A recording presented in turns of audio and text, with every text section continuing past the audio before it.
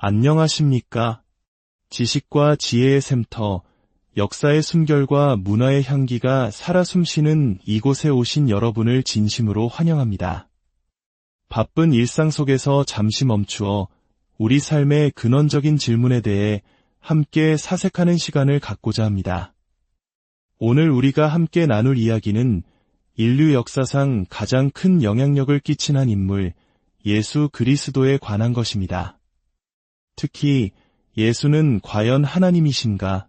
라는 질문에 대해 성경은 무엇이라 말하고 있는지 깊이 있게 탐구해보고자 합니다.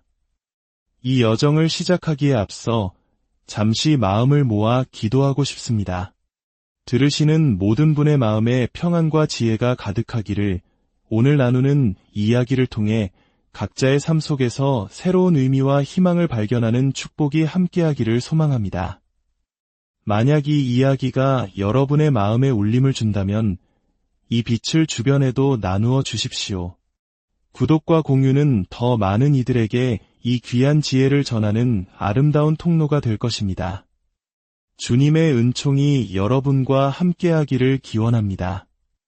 현대를 살아가는 우리는 수많은 의심과 질문의 시대에 살고 있습니다. 특히 기독교 신앙의 두 기둥이라 할 수 있는 성경의 권위와 예수님의 신성에 대한 도전이 거세지고 있습니다. 성경을 정말 믿을 수 있는가?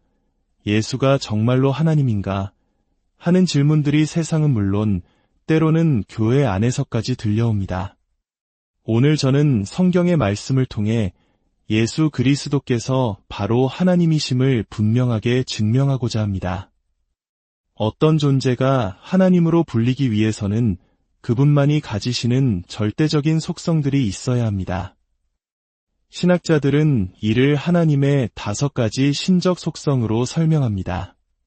만약 누군가 당신에게 예수님이 하나님이라는 증거를 보여달라고 한다면 이 5가지 속성을 통해 설명할 수 있습니다.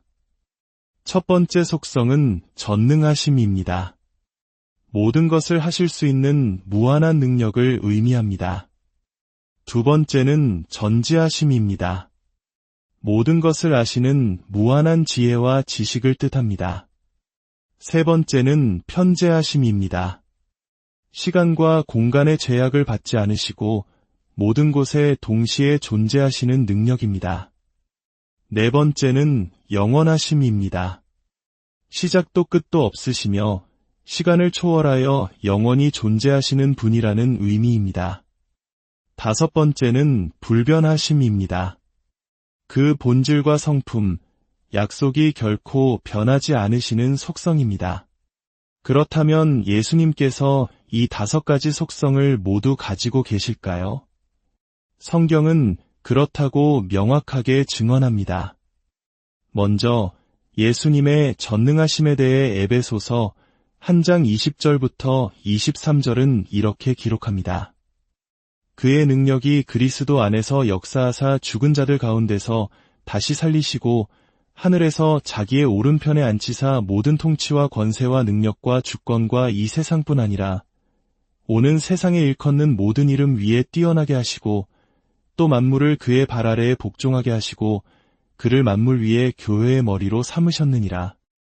이 말씀은 예수님께서 이 세상과 오는 세상의 모든 권세와 능력을 초월하는 전능하신 분이심을 선포합니다.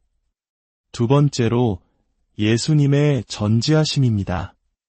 골로새서 2장 3절은 그 안에는 지혜와 지식의 모든 보화가 감추어져 있느니라 라고 말씀합니다. 모든 지혜와 지식의 보화가 바로 예수님 안에 감추어져 있다는 것은 그분이 모든 것을 아시는 전지하신 분임을 의미합니다. 우리 민족이 겪었던 수많은 고난과 역경의 순간에도 보이지 않는 손길이 우리를 지탱해 주셨음을 믿는 이들이 많습니다. 바로 그 모든 것을 아시고 계획하시는 전지하신 하나님의 섭리에 대한 믿음입니다. 세 번째는 편재하심입니다. 예수님께서는 마태복음 28장 20절에서 볼지어다. 내가 세상 끝날까지 너희와 항상 함께 있으리라 약속하셨습니다.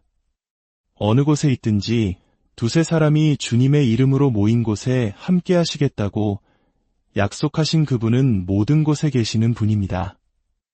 더 나아가 에베소서 1장 23절은 예수님을 만물 안에서 만물을 충만하게 하시는 이라고 표현합니다.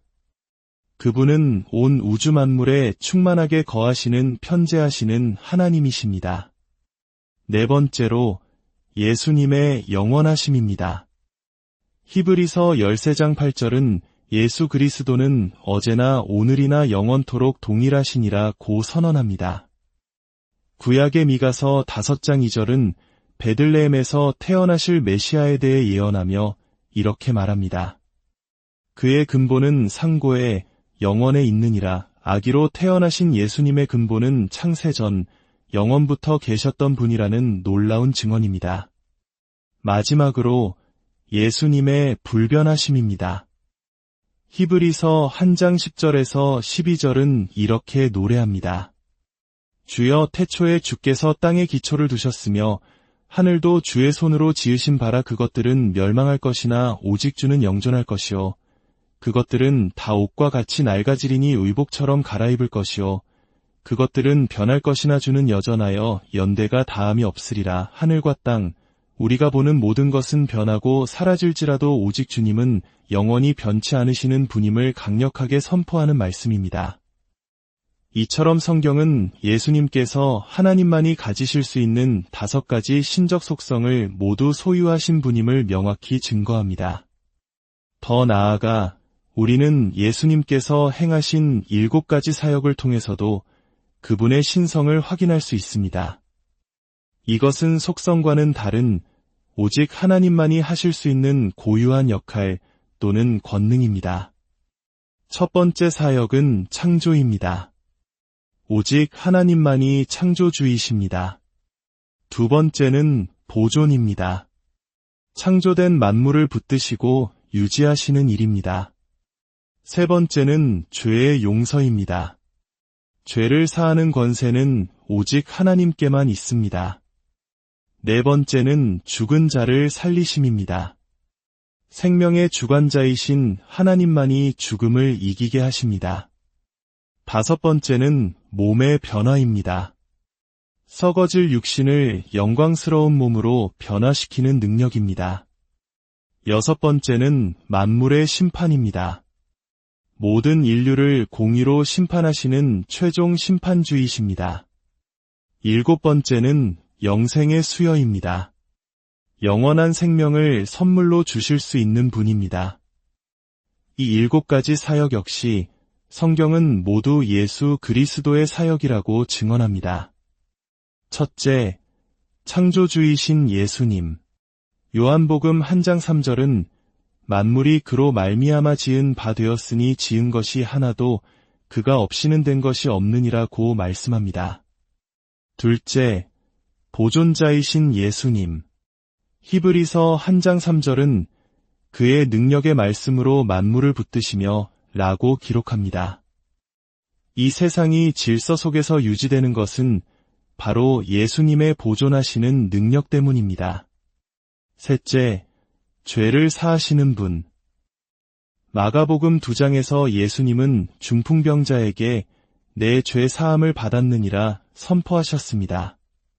주변 사람들은 하나님 외에 누가 능히 죄를 사하겠느냐며 수군거렸지만 예수님은 친히 죄를 사하는 권세가 자신에게 있음을 보여주셨습니다. 넷째, 죽은 자를 살리시는 분. 요한복음 6장 40절에서 예수님은 아들을 보고 믿는 자마다 영생을 얻는 이것이니 마지막 날에 내가 이를 다시 살리리라고 약속하셨습니다. 죽은 나사로를 살리신 것은 물론 마지막 날 모든 믿는 자를 부활시키실 분이 바로 예수님이십니다. 다섯째, 몸을 변화시키시는 분.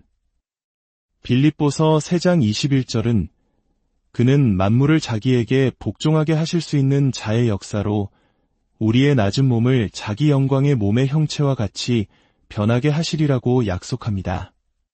우리의 유한한 몸을 영광스러운 몸으로 변화시키실 능력, 오직 하나님만이 가지신 능력입니다.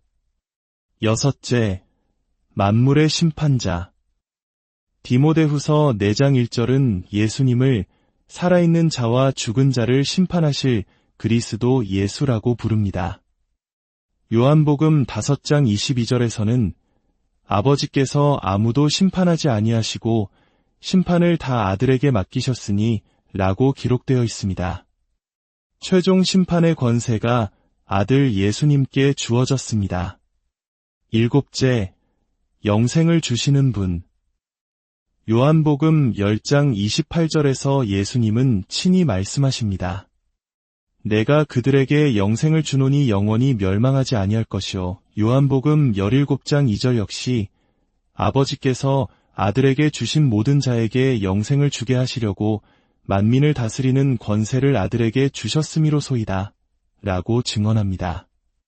사랑하는 여러분, 이 모든 말씀들을 종합해 볼 때 우리는 하나의 결론에 이르게 됩니다. 성경은 일관되고 명확하게 예수 그리스도께서 바로 하나님이심을 증거하고 있습니다. 이제 잠시 생명 그 자체에 대해 생각해 봅시다. 세상은 식물 생명, 동물 생명, 인간 생명이라 말하지만 사실 생명의 본질을 정의하지 못합니다. 성경은 생명이 어떤 현상이나 상태가 아니라 인격이라고 말합니다. 요한복음 1장 4절은 그 안에 생명이 있었으니 이 생명은 사람들의 빛이라 고 선포합니다. 예수님 자신이 바로 생명이십니다. 그분은 나는 길이요 진리요 생명이라고 말씀하셨습니다. 그 생명을 소유한 우리 믿는 자들은 어떤 존재일까요? 야고보서 1장 18절은 놀라운 진리를 알려줍니다. 그가 그 피조물 중에 우리로 한 첫 열매가 되게 하시려고 자기의 뜻을 따라 진리의 말씀으로 우리를 낳으셨느니라. 여기서 낳으셨다는 표현에 주목해야 합니다. 첫사람 아담은 흙으로 창조되었습니다. 그러나 우리는 진리의 말씀, 즉 예수 그리스도를 통해 하나님으로부터 낳음받은 존재, 그분의 자녀가 되었습니다.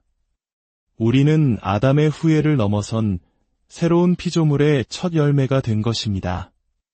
이것이 어떻게 가능할까요? 고린도전서 6장 17절은 그 신비를 이렇게 설명합니다.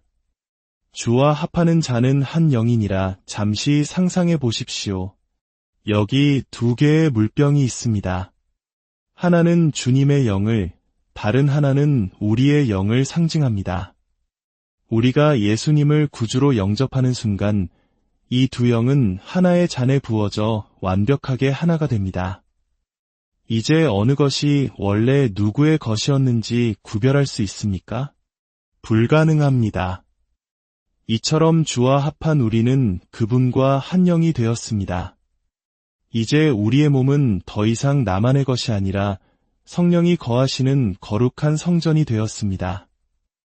우리의 영은 그리스도 예수 안에서 그분과 온전히 연합하여 하나가 된 것입니다. 이 진리야말로 우리가 사탄의 어떤 참소와 공격 앞에서도 담대히 설 수 있는 이유입니다. 우리는 더 이상 죽음의 권세 아래 살아가는 존재가 아닙니다. 우리는 영원한 생명을 소유한 하나님의 자녀입니다.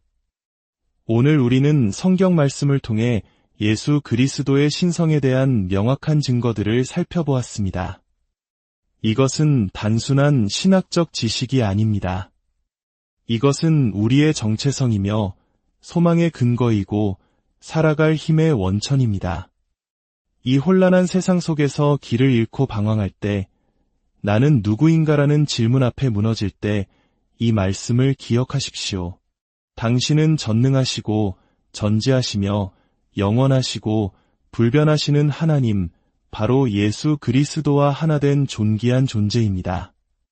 오늘 함께 나눈 이 진리의 말씀이 여러분 각자의 삶에 깊이 뿌리내려 흔들리지 않는 믿음의 반석이 되기를 간절히 기도합니다. 여러분의 가정과 일터 위에, 그리고 이 나라, 이 민족 위에 하나님의 크신 축복과 평강이 넘치기를 소망합니다. 주님의 이름으로 여러분 모두를 축복합니다.